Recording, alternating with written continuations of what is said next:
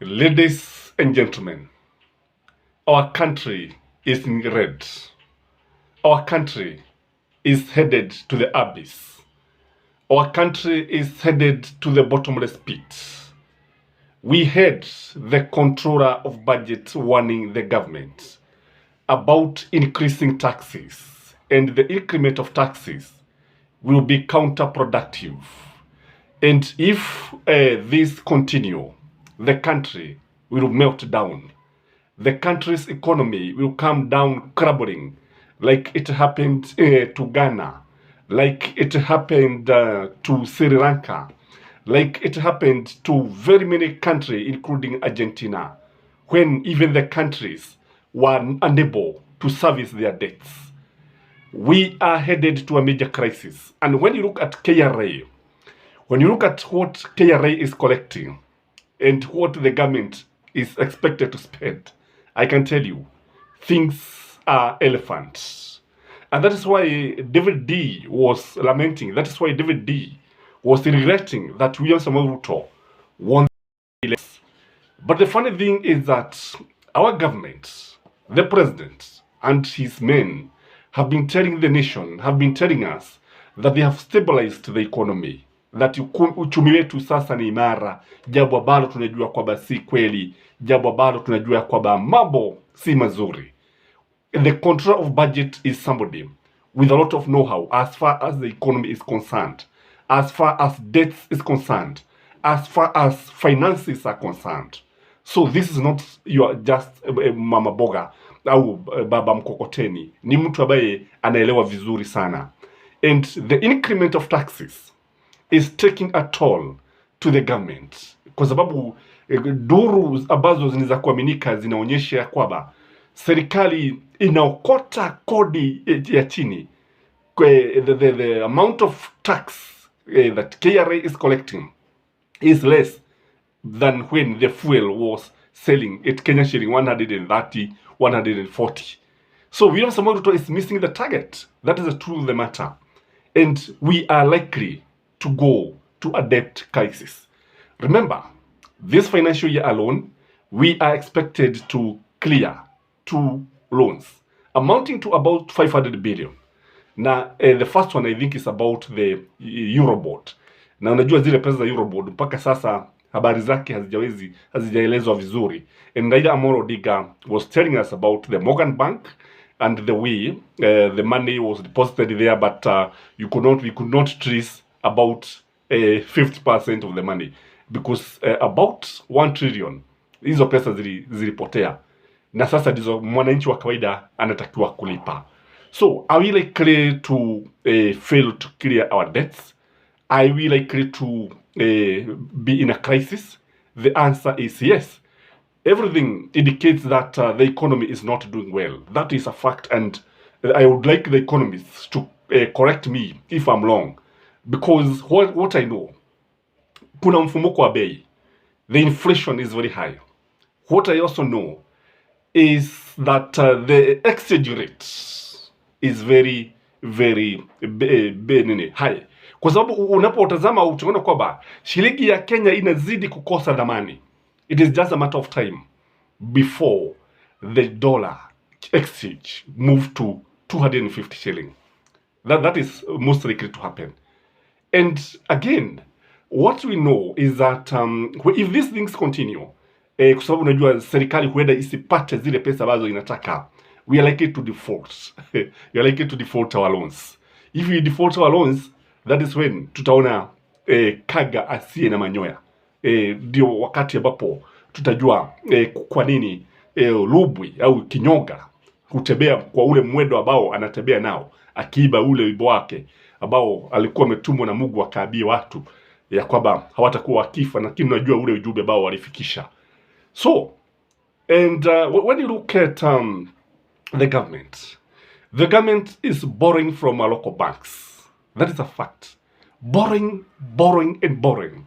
Something that was not there during Kibaki's time. And that is why we started seeing banks hawking loans even to our homes. Unapata Barclays, wakati ikiitwa Barclays, Absa, wakichuza mikopo. Imagine walikuwa wanachuuza na mpaka mama boga alikuwa anachuuziwa because the government was not borrowing internally.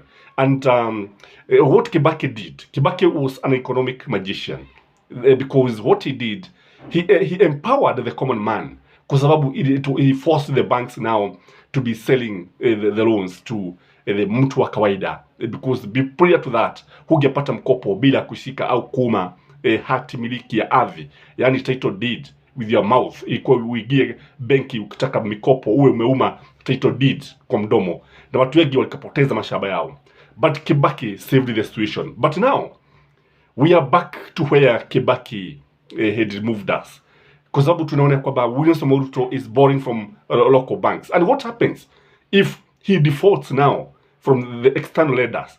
It means he continue borrowing, and it also means that he will not be able even to pay the banks. And when he don't pay the banks, what will happen? The banks will collapse. The banks will collapse. What does the collapsing of the banks means? It means the economy dies. And from there, what happens? I think what happened to Ghana can also happen here.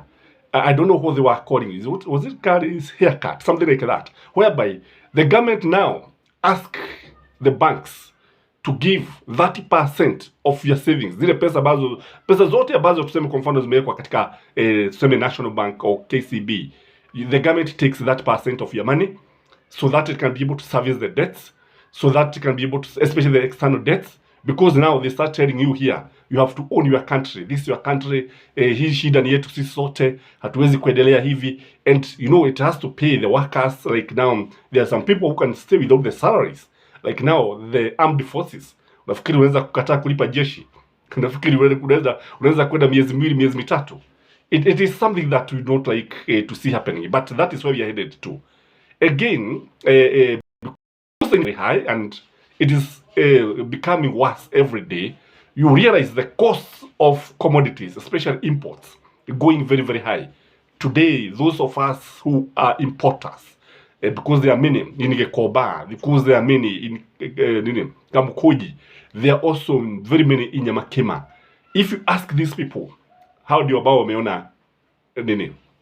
Wameona kinyoga mwenye pembe. How do you watu ambao wameona fisi mwenye pembe? Kwa sababu watu wamegogwa, wamerabwa kabisa. And because they use the dollars to import these things, which is also very scarce, you end up incurring huge losses. That is a fact. No wonder we are likely to see, because if you go to the supermarket today, utapata kwamba kutokana na mfumuko wa bei, utapata kwamba pesa shilingi ya Kenya na haina dhamana. Utapata kwamba bei ya vitu vingi ikiwa imepanda sana, na kutokana na sasa kule kupada, it means that now ile wheelbarrow ya William Samoei Ruto itakuwa na kazi nzuri ya kubeba pesa. Ukienda kununua mkate wa Buffalo ukiwa umebeba pesa kwa wheelbarrow, like it happened in Zimbabwe, that the price of bread can go as much, unaweza kupata unanunua shilingi 1,000 ama zaidi, kwa sababu this is something that can happen.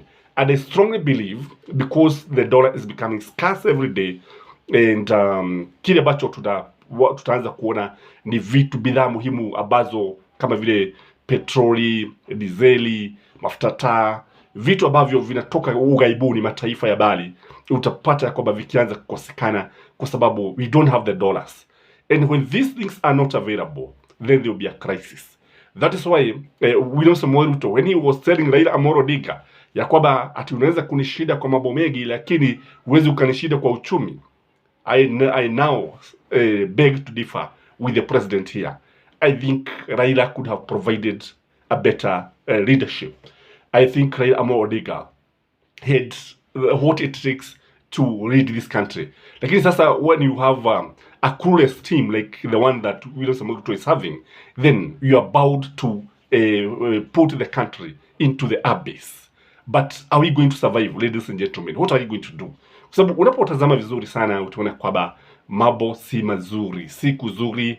Wacha tuwabiane ukweli, kwa sababu tukinyamaza kama maji yaliyo ndani ya mtungi, basi hatutakuwa tunajisaidia. We cannot continue burying our heads in the sand.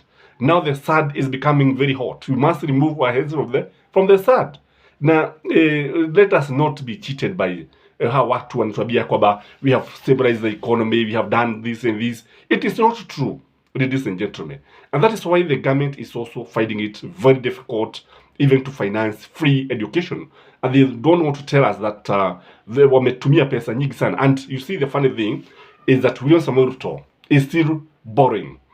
Now, I understand that you are not given the money when you went to China, and China preferred Ethiopia to give their money to Ethiopians because they considered Ethiopia as a good investor, and they would give their money to Ethiopia than Nairobi. Nairobi can no longer be trusted. And who is going to trust the Kenyan shilling that is getting a beating, a thorough beating by the dollar or and other hard currencies? Who is going to trust the shilling? Then, if the economy continue the way it is continuing, then prepare for the worst. Ladies and gentlemen, that is my take. I could be right, I could be wrong. Let me know what you think. Let me know what you can say. How maybe, but that's why when I tell you, sometimes it is also good to listen to a contrary opinion. But from where I sit, I can see red. Although I'm wearing red, I can see red ahead. Bye bye.